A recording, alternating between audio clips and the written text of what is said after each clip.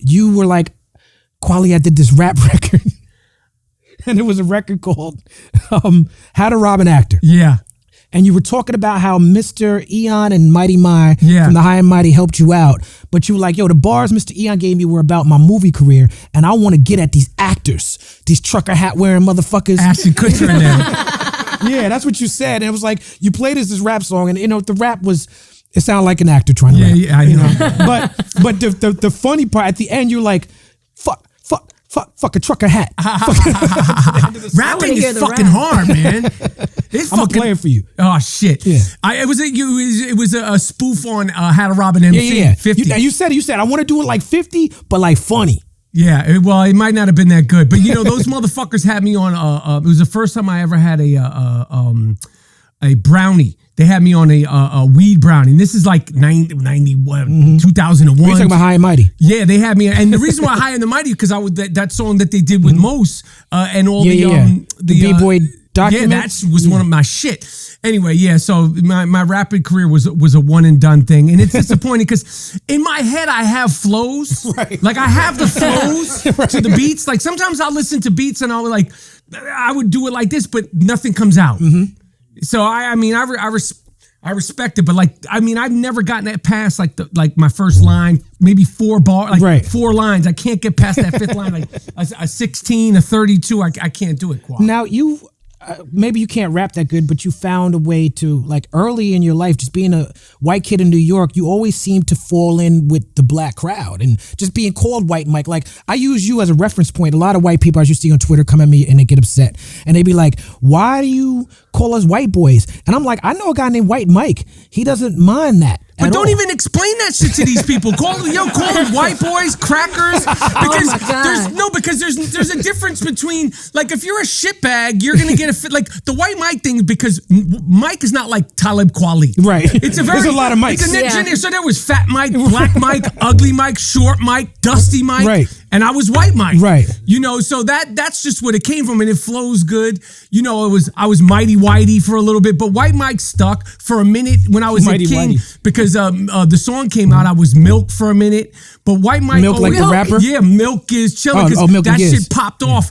So I was Milk because I was. But remember, there was a white rapper named Milk too. Yes, I forgot that there was a black rapper named Milk first. That he bit from that together. Before milk, that, not chocolate milk. Yeah. But the White Mike shit never bothered me, and you know, like being around black people when I'm that young, you know, it all came from basketball. Uh-huh. You know, like I grew up in Manhattan, and I was pretty good at basketball. By the time I was like 12, they were like, "You need to go to other neighborhoods. You need to go to other neighborhoods and play against better people." So I went to, you know, this boys club, the Madison Square, downtown. Played boys there. Met a friend who was from Brownsville. Mm-hmm. I'm 12. Mm-hmm. They don't fucking know nothing. You're 12.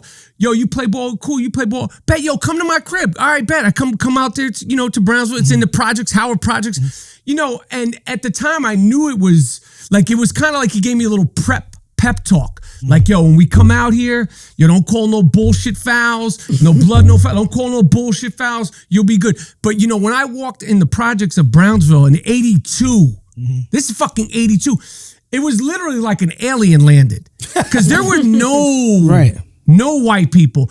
But when you're 12 years old, like, you're just there, like, chilling and shit.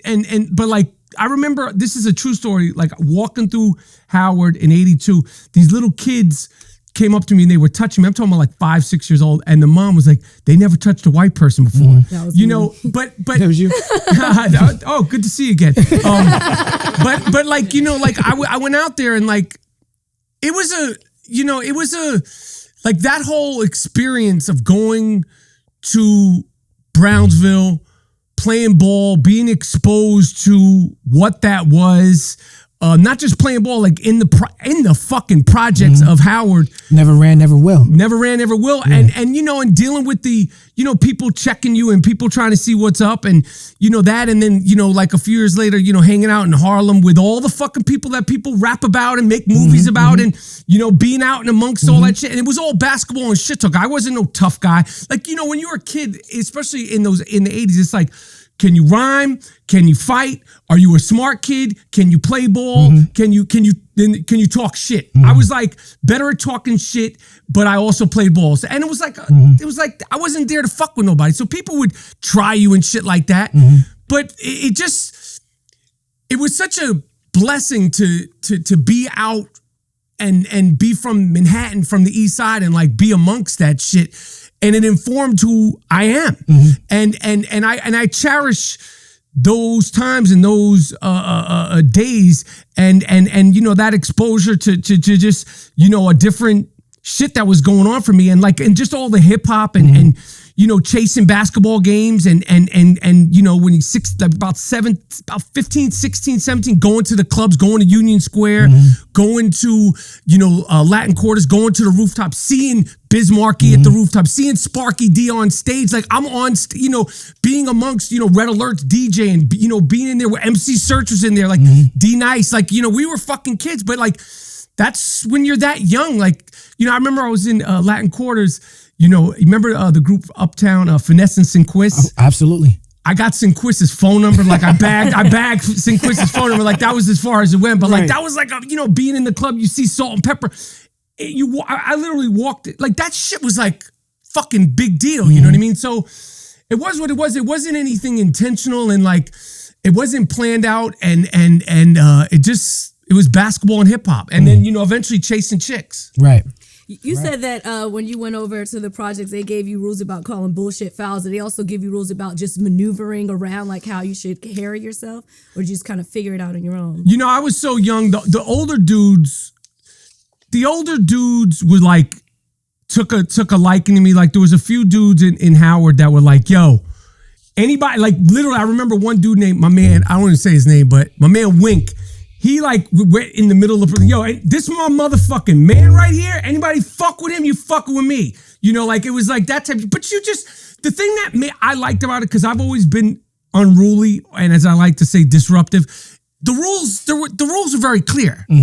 You just knew who to fuck with, who not to fuck with, who to talk shit to, and who not to talk shit with. And if it went to another level, you would be shooting joints. Right. It was very clear, and I liked that. Right. I needed that, especially at that young age. I needed rules because I was out of control.